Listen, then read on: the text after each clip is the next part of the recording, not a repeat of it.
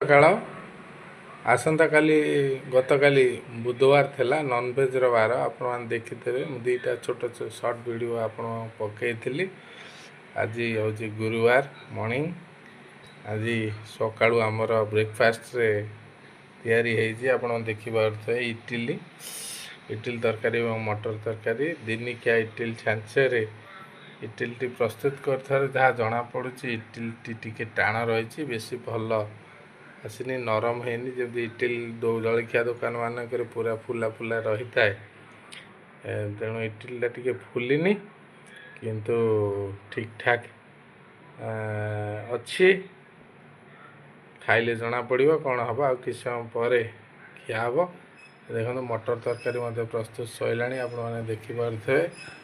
ମଟର ତରକାରୀର ଜବରଦସ୍ତ ଦେଖାଯାଉଛି, ତରକାରୀଟି ପୁରା ଝାକାସ୍ ହେଇଛି, ଖାଇଲା ଜଣାପଡ଼ିବ। ଏବେ ପ୍ରସ୍ତୁତ ସରିଲା, ଆଉ କିଛି ସମୟ ପରେ ବ୍ରେକଫାଷ୍ଟରେ ଏହାକୁ ଖାଇବୁ। ଯଦି କିଏ ଭାଇ ଖାଇବ ଆମ ଇଟିଲି ତରକାରୀ, ଆସ, କାରଣ ଅଧିକା ମଧ୍ୟ ସବୁବେଳେ ବନାଯାଉଛି।